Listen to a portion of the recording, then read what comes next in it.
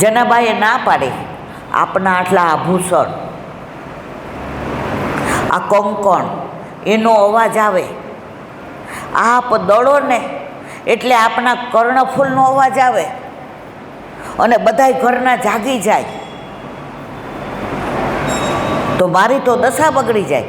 પ્રભુ કે છે ને એનોય રસ્તો છે મારી પાસે. શું? લે બધા મારા આભૂષણ કાઢીને અહીં મૂકી દઉં. ઠાકોરજીએ દળવા માટે જનાને તકલીફ ના પાડે. આપણે કહીએ આપણે પ્રભુના તત્સુખનો વિચાર કરીએ જ, પણ આપણા ઠાકોરજી આપણા માથે બિરાજતા આપણા સુખનો વિચાર કરે છે, કરે છે. આજે આ લોકોને પૂછો, 5 દિવસે એકદમ પગ જકડાઈ ગયા, ડૉક્ટર કે આજે જ ઓપરેશન કરવું પડશે, બરાબર. હવે અમારે જેની પાસે કરાવવાનું છે એ ફરવા ગયા છે, તો 3 દિવસે હું ચિંતા કરતી હતી જવાશે કે નહીં જવાય. પછી મનમાં વ્યથા થતી હતી, પેલો પાટોત્સવ છે, મહિના પહેલાં એ લોકો મારી પાસે આવીને ગયા છે, એ લોકોને હરખ છે, નહીં જાઉં તો કેવા ઉદાસ થશે. ઓલા પટ્ટા પહેર્યા ને સ્પ્રે કર્યો ને પેન કિલર લીધી અને પ્રભુ અહીંયા સુધી લઈ આવ્યા, તો આમના બધાના સુખનો વિચાર કર્યો કે ના કર્યો મારા વાલા? આવું આપણા બધાના જીવનમાં બને છે. જ્યારે હારી ગયા હોઈએ, એમ થાય હવે કોઈ રસ્તો નથી, ત્યારે ઠાકોરજી ચતુર શિરોમણી છે, જીવનમાં એવો રસ્તો કાઢે છે કે દુનિયામાં આપણને બીક હોય કે બધા મારા ઉપર થૂકશે, પણ એવો રસ્તો કાઢે ને આપણી વાહ થઈ જાય. આ આપણા ઘરે આપણા માથે બિરાજતા આપણા ઠાકોરજીની કૃપા. જનાબાઈએ ના પાડી તો ઠાકોરજીએ બધા કર્ણફૂલ, હીરા અને મોતીને માણેકથી જડેલા બધાને ઢગલો કરી દીધો. જના મને દળવા દે ને, જના હવે તું થાકી ગઈ, જો તારા હાથમાં ફોલ્લા પડી ગયા, લાવ હું તને વાલ કરું, એમ કરીને હાથમાં વાલ કર્યો. હવે જના તું ગા નિરાંતે અને હું દળું. ઠાકોરજી દળતા જાય, જનાબાઈ ગાતા જાય, ઓવારણા લેતા જાય. ઠાકોરજીનું મંદ હાસ્યના દર્શન કરતા જાય. એ જના, આમાં તને વજન નહોતું લાગતું? આમાં તો મને બહુ ભાર લાગે. જના, પ્રભુ લાવો હવે રહેવા દો. ના, તું ગા ને, તું ગાશ ને તો મને બહુ મજા આવે છે. હવે સવાર સુધી બે વાતો કરે. જના, આજ મારો એક ભક્ત આવ્યો હતો ને, એ માગવા જ આવે છે રોજ, કોઈ દી મારે દર્શન કરવા નથી આવતો. મેં એને કીધું રોજ માગવા આવસ, કોક વાર મળવા આવ ને તો તારે માગવું નહીં પડે. રોજ માગવા આવસ, કોક વાર મળવા આવ ને તો તારે માગવું નહીં પડે. જનાબાઈને તેટલો આનંદ આવે. હવે જોયું તો બ્રહ્મ મુહૂર્ત, એ જના મંદિરમાં પૂજારી ખીજાશે, હું નહીં હોઉં તો ગોતાગોતી કરશે, એને ખબર પડશે કે હું જનાને ત્યાં ગયો છું, તને હેરાન કરશે. જના, હું જાઉં છું.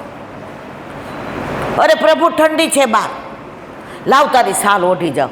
જનાબાઈ સાલ ઓઢી લીધી. ઓલા બધા આભૂષણો ક્યાં રહી ગયા? સમજાય છે કે નથી સમજાતું? એ જનાબાઈના ઘરે રહી ગયા. હવે સાલ કોની ઓઢી હતી? મેલી ઘેલી. હવે આપણે સાલ ઓઢીએ ને પ્રભુ ઓઢે, એમાં ફેર તો હોય ને. જેવા મંગળાના દર્શન ખોલ્યા, ગામમાંથી બધા આવ્યા ને નામદેવ આવ્યા. ઠાકોરજી આમ કરીને ઊભા હતા. નામદેવ ક્યાં સાલ ક્યાંક જોયેલી છે? આ તો મારી જનાની સાલ છે. આ જનાની સાલ ઓઢી આવ્યા ક્યાંથી? અને પૂજારીજીએ જોયું તો એકેય આભૂષણ નહીં, અલકાવલી નહીં ને, ટીપારોય નહીં ને, શીશ ફૂલેય નહીં ને, કર્ણફૂલે નહીં ને, નકવેસરે નહીં ને, બાજુ બંધે નહીં, કશું જ નહીં. જેવી સાલ આમ કરીને શૃંગાર કરવા ગયા ને ઠાકોરજી આગે આગા, કશું જ નહીં. પૂજારી કે અરે, હવે ઠાકોરજી પૂજારી યારે નહોતા બોલતા, જનાબા યારે જ વાત કરતા હતા. નામદેવ કે આ સાલ મારી જનાની છે. પૂજારી કે આ ક્યાં ગયા? ચારે બાજુ ગોતવા માંડ્યા ને, બહાર ગયા ને, બધા નોકરોને પૂછ્યું ને, જે વાસણ ઘસતા હતા એને પૂછ્યું ને, બુહારી મંદિર વસ્ત્રો કરે એને પૂછ્યું ને, અમને ખબર નથી. ત્યારે બધાને પૂછ્યું આ શાલ કોની છે? નામદેવથી સાચું બોલ્યા વિના ના રહેવાયું. શાલ મારી જનાની છે. પૂજારી કે આ એ જ ચોરી ગઈ, બધું ચોરી અને ઠાકોરજીને શાલ ઓઢાડી ગઈ.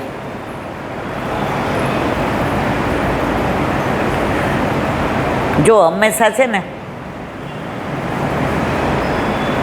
આવી વસ્તુમાં ગમે એવું સારું માણસ હોય ને, પણ એક જણ ડાઉટ કરે ને એટલે આખી દુનિયા કરે છે. તમે ભાગવતજી વાંચો છો બધા? કેટલા વાંચો છે? આમ ન કરો, આમ કરો. એમાં સ્મયંતક મણીનો પ્રસંગ આવે છે. આવે છે? હવે ચોરાઈ ગયો એટલે બધાએ પ્રસન્નજીતે શું કીધું એની વહુને ખબર છે? કોઈને કહેતી નહીં, આ દ્વારકાધીશ જ ચોરી ગયો છે. આવે છે ને, મારા ઘરની તો વાત નથી ને. હંમેશા તમારે કાંઈ પણ વાત કરવી હોય ને દુનિયાને, એટલે એક સ્ત્રીને કહી દેવું, એ બીજીને કહેશે, કોઈને કહેતી નહીં. અડધો કલાકમાં આખું ગામ એમ કે કોઈને કહેતા. ઠાકોરજીના કાને વાત આવી દ્વારકાધીશને. પ્રભુ કે કાંઈ વાંધો નહીં, હંમેશા સત્યને સાબિત કરવું અઘરું છે. સત્યને સાબિત કરવું અઘરું છે. ખોટું જલ્દી સાબિત થઈ જાય. કોર્ટમાંય તમારા ઉપર કોઈ ખોટો બ્લેમ કરે ને, તમને સાબિત કરતાં કરતાં જિંદગી વહી જાય અને ઓલો ખોટો માણસ જલસા કરે. બધાય કહેવા માંડ્યા, કહેવાય દ્વારકાધીશ, આપણે તો કેવા માનતા હતા, આવા કાંઈ મણી થોડા ચોરી લેવાય. પ્રભુ કે વાહ ભાઈ વાહ. પછી મણી મળી ગયો એટલે બધાય વાતો કરવાની, દ્વારકાધીશ થોડા ચોરે, એના ઘરે થોડી ખામી છે, એના ઘરે કેટલો ખજાનો છે. પ્રભુ કે જોયું, ગામના મોઢે ગયણા બંધાય. એટલે પૂજારીજી કે ચલો બધાય નામદેવના ઘરે. જનાબાઈ તો આજે રાજી હતા, કારણ પ્રભુએ ઘંટી ચલાવી, લોટ દયડો. જનાબાઈ તો ઘડી ઘડી ઘંટી ચૂમે, વાલ કરે. મારા પ્રભુનો સ્પર્શ થયો છે. ઓલો જે પકડવાનો દંડો હોય ને એને લઈને વાલ કરે. અરે તું કેવો નસીબદાર, 2 કલાક સુધી પ્રભુએ તારો સ્પર્શ કર્યો. આજે હું ધન્ય બની ગઈ, આજે મારું જીવન સફળ થઈ ગયું. આખી દુનિયા જેના દર્શન માટે લાઈનમાં ઊભી રહે, એ પ્રભુ મારી પાસે આખી રાત રહ્યો. આવા વિચારમાં હતી ત્યાં તો તમાશાને તેડું ન હોય, આવા બધામાં બધાને રસ હોય. અહીંયા આપણે સત્સંગ કરીએ ને, હમણાં બહાર મારામારી થાય ને, 3 જણા જાય ને એટલે આખું પાછળ શું થયું શું થયું. પણ સત્સંગ હોય ને ત્યાં બોલાવવા પડે, તમાશામાં કોઈને બોલાવવા ન પડે. પડે મારવાલા? માનવ સહજ સ્વભાવ. આવ્યા ને જનાને પૂછ્યું, આ સાલ તારી છે? મારી છે. પ્રભુ પાસે ક્યાંથી આવી? જનાબાઈ કે પ્રગટ કરે રસ. અત્યારે આ બધું બહુ ચાલ્યું છે. કાંઈ સાનુભાવ ન થયો તો બહાર આપણે વાતો કરવા માંડીએ. મારા પ્રભુ મને એટલું જ જતાવે છે, ઠાકોરજી કે આને ખાનગી વાત ન કરાય. મારો ઘરવાળો મને ખાનગી વાત કરે ને સવારે તમને બધાને કહું, કોઈને કહેતા નહીં. મારા ઘરવાળા આવું કહેતા હતા. બીજી વાર કરે કે ઈલાબેન આટલામાં જ રહ્યો, માપમાં. જનાબાઈને પૂછ્યું, સાલ તારી જ? તે આવી ગંધારી સાલ ઠાકોરજીને ઓઢાડી. આભૂષણ ક્યાં છે? જનાબાઈને તો ખબર નહોતી કે અહીંયા ઢગલો કરીને ગયા છે. પણ ઠાકોરજીના આભૂષણો હીરા મોતી એવા ચમકે ને, તમે જો હીરો ખોવાઈ ગયો હોય ને, લાઇટ બંધ કરો ને એટલે તમને મળી જાય. કેમ? સાચો હીરો છે ને તમારે શોધવો ન પડે, એ તમને શોધી લે. તો આપણા ઠાકોરજી આપણને શોધી લીધા છે, આપણે ઠાકોરજી નથી શોધ્યા. જેના ઘરે પ્રભુ પધાર્યા છે ને એને ઠાકોરજીએ સિલેક્ટ કર્યા છે, અને જેના ઘરે નથી ને ઠાકોરજી કે હજી એને વાર છે.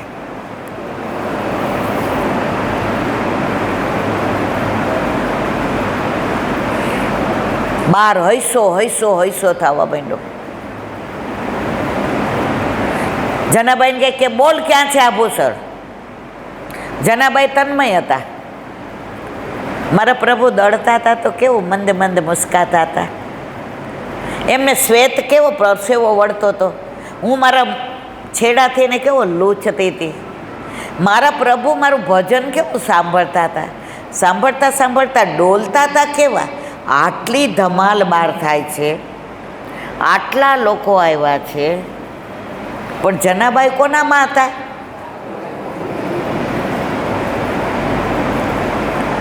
હવે બધાએ આ ઢગલો જોયો. ઢગલો લઈને ગયા, રાજાને ફરિયાદ કરી કે જનાબાઈ ઠાકોરજીના બધા આભૂષણો ચોરી ગયા છે. શું કીધું? ચોરી ગયા છે. જનાબાઈને પૂછ્યું નામદેવે, કશું જ બોલ્યા નહીં. કેવી રીતે કહે કે મારી પાસે પ્રભુ આવ્યા હતા, હું મંદિરમાં નથી ગઈ? આ પ્રભુને દળવું તું ને અવાજ આવે એટલે બધા આભૂષણો વડા કર્યા હતા.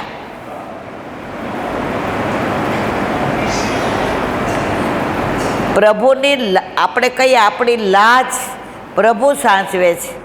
જનાબાઈ કે મારા પ્રભુની લાજ મારા હાથમાં જ. મારે કહેવું નથી કે ઠાકોરજી અહીંયા પધાર્યા હતા. રાજાને ફરિયાદ કરી, મુદ્દામાલ સહિત પકડાયા. રાજાએ ફાંસીની સજા આપી. ગામની બહાર ફાંસીનો માંચડો કર્યો અને રાજાએ કહ્યું કે જનાબાઈને એવી રીતે ફાંસી આપો કે આખી દુનિયા જુએ કે ઠાકોરજીના આભૂષણ ચોરવાનું પરિણામ શું આવે છે.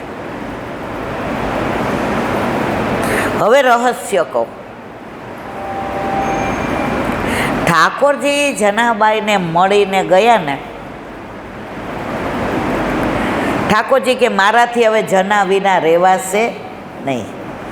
એનો વિરહ મારાથી સહન નહીં થાય, એને મારી પાસે બોલાવી લો. તો પ્રભુએ આ લીલા કરી. ફાંસીનો માંચડો તૈયાર થયા, જનાબાઈને લાવ્યા, ગળામાં ભરાવી દીધો. બધાએ તૈયારી કરી. જનાબાઈ કોનામાં તન્મય હતા? ઠાકોરજીના સ્વરૂપમાં. ઠાકોરજી પધાર્યા લીલામાં. એને ખબર નથી કે મને ફાંસીના માંચડે લઈ આવ્યા છે. દેહાનું ભાન ભૂલી ગયા હતા. અને જેવો ઓલો જલ્લાદ ફાંસી દેવા આવ્યો, જનાબાઈ ત્યાંથી ક્યારે ગુમ થઈ ગયા કોઈને ખબર પડી નહીં. સદેહે ઠાકોરજીએ પોતાની પાસે બોલાવી લીધા. આ હમણાંની જ છે બધી વાતો. તો આપણા ઘરે આપણા માથે બિરાજતા આપણા ઠાકોરજી,